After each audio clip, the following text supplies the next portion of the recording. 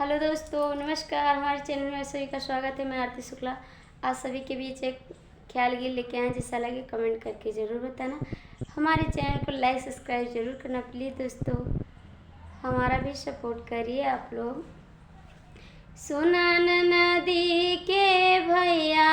नदिया नाही बुलैया हो सुनन नदी के भैया नदिया नाही बुलैया हो तोहे तो मोरा राजा जइहा बजरिया बजरिया हो जइहा बजरी तू ही लैया मिठैया नदिया नाही बुलैया हो ही लैया मिठैया नदिया नाही बुलैया हो सुनन नदी के भैया नदिया नाही बुलैया हो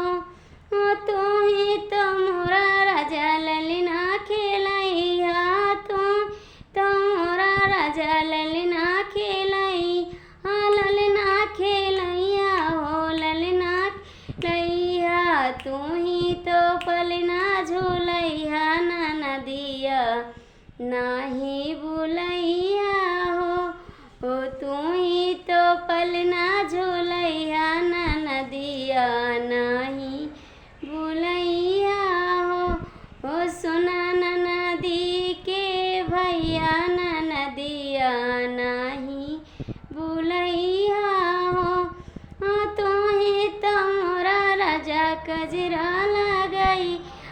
तू ही तो मोरा राजा कजरा लगिया तू ही तो सोहर सुनैया नदिया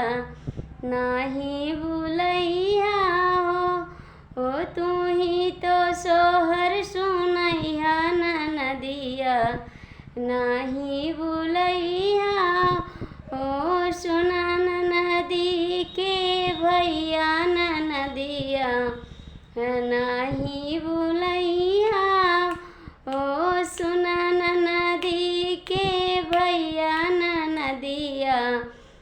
ना